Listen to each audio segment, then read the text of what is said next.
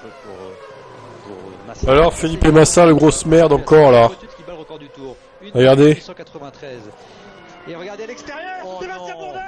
Oh non. Oh, quel dommage. Cette sortie des stands, elle est dangereuse. Hein. Ah ben on l'avait dit. Ben voilà. Oui, mais enfin là c'est pareil, là c'est. Bon, enfin bref. Il est à l'intérieur. Bourdet. Bien joué Bourdet, bien joué. Je vais revoir l'image, on n'a pas bien vu. Bon malheureusement il va se prendre 25 secondes de pénard. Alors que bon, il est pas rien quoi. Felipe Massa, Sébastien Bourdet qui sortait des stands et qui fait sa course, forcément, on va revoir cette image. Ah mais il est en travers, il est déjà en difficulté. Il est à l'extérieur, est-ce qu'il a voulu le dépasser là? Oui, il est en difficulté, il a rien fait Bourdet. Il est arrivé très très vite au freinage, vous avez vu, vous savez, on l'a dit hein, déjà, cette sortie des stands, qui sort des stands, ça va offrir un point à Massa, donc cette pénalité, parce que Bourdet était largement devant de toute la course. Plus vite, il a perdu beaucoup de temps. Donc voilà, il mérite pas son titre, hein, Massa, on peut le dire. Hein. Aussi, je suis heureux que très clairement. Donc en octobre, on verra ce qui se passe. Montoya voit des nuages noirs se former sur Red Bull et il va y en avoir de plus en plus des nuages noirs. Bah, après, oui et non. Peut-être que ça va permettre d'assainir un peu l'équipe. Hein. Le départ de tous ces gens là, toxiques. La chose intéressante, c'est qu'est-ce qui se passe maintenant. D'accord, ça s'est passé, mais Helmut, reste-t-il? Lui, il faut qu'il dégage aussi. Lui, c'est le deuxième pion à dégager pour assainir l'équipe encore plus. Celui qui prendra ce rôle voudra tout contrôler à ce moment-là. Helmut contrôle tout, les pilotes, tout le système, à moins que Helmut ait également participé à prendre cette décision. C'est super intéressant parce que ça soulève beaucoup de questions. Pour moi, c'est 100% à propos de Max. Tout tourne autour de lui, dans n'importe quelle direction. Regardez, ils ont perdu Adrien Newey, ils ont perdu Jonathan Whitley, ils ont perdu une grande partie du leadership au sein de Red Bull.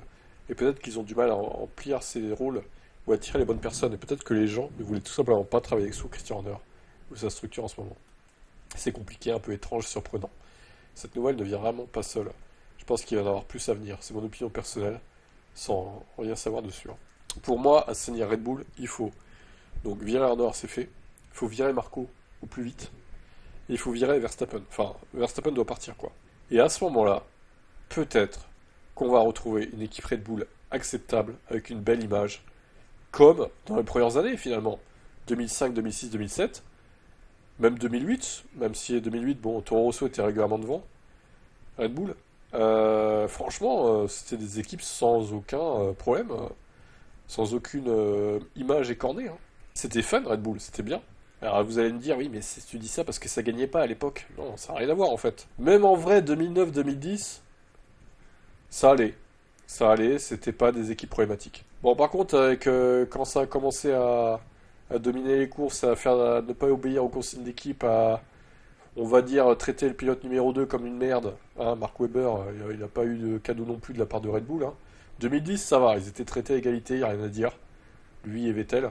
Par contre, à partir de 2011, là, le chouchou Vettel, voilà, c'était le remake de Verstappen, quoi. C'était tout pour lui et rien pour l'autre, quoi. Ça a toujours été... À partir de là, ça a commencé à vriller, quoi, clairement. Puis après, ça a été les épisodes avec Renault qui se faisait critiquer...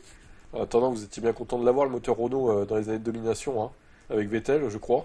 Donc voilà, après, il y a eu Verstappen, bon, on sait ce qui s'est passé, ça n'a fait qu'empirer, quoi. Donc moi, bah écoutez, moi je considère que c'est une équipe toxique, maintenant, s'ils font des efforts, s'ils virent les bonnes personnes, et si je vois que ça devient plus cool, plus fun, moins toxique, plus normal, je reconnaîtrai qu'ils ont changé, voilà. Faut savoir aussi reconnaître quand une équipe devient meilleure, et j'espère que ça sera le cas pour cette équipe. Putain, le trio infernal, là. Oh la vache, les trois mousquetaires, vraiment, là. La gueule de Marco, là. Il se dit, putain, quand c'est qu'il va dégager Horner? Je vais bientôt te virer, t'inquiète. Ah là là là là, quelle équipe. Coulthard indifférent après le licenciement de Horner de Red Bull. Alors, Coulthard, il est très lié à Red Bull, hein, on le rappelle. Il fait souvent des parades avec les vieilles voitures de chez Red Bull. Donc, il est toujours très lié à cette marque, David. Ils se sont mis un Britannique dans la poche, au moins un, quoi.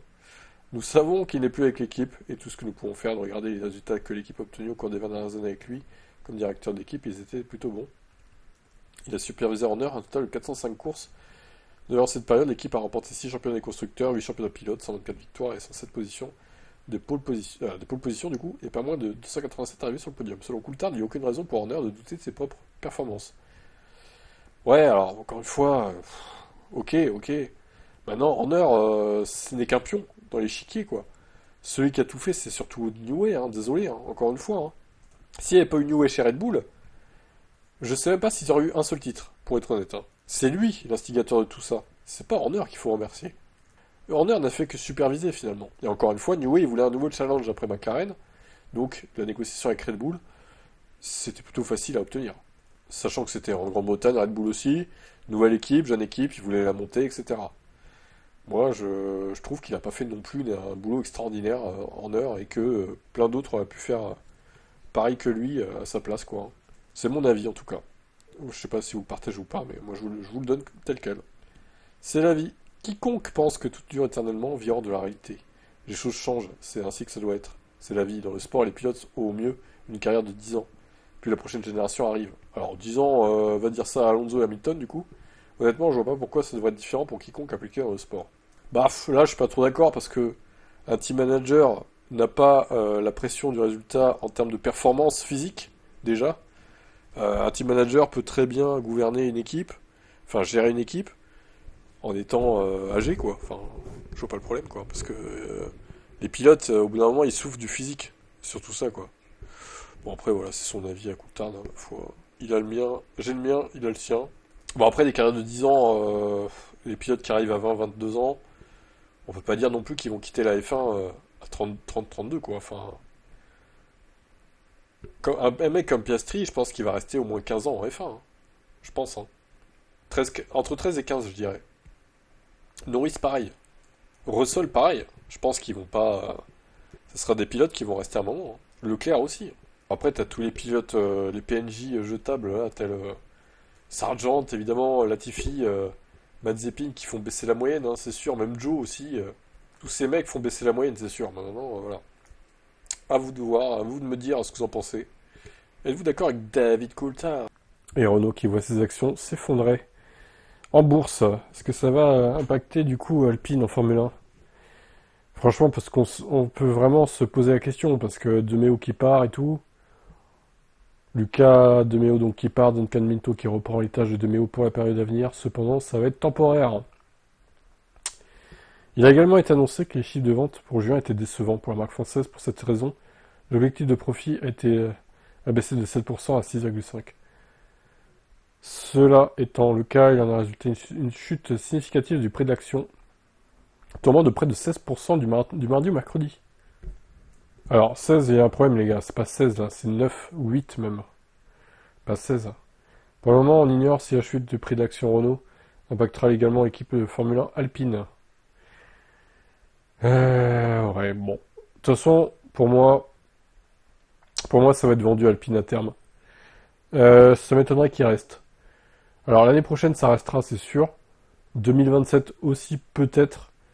2028, je suis pas sûr qu'il y ait encore Alpine en Formule 1, je vous le dis. Je pense que ouais, maximum encore 2 saisons après 2025 et après c'est vendu quoi.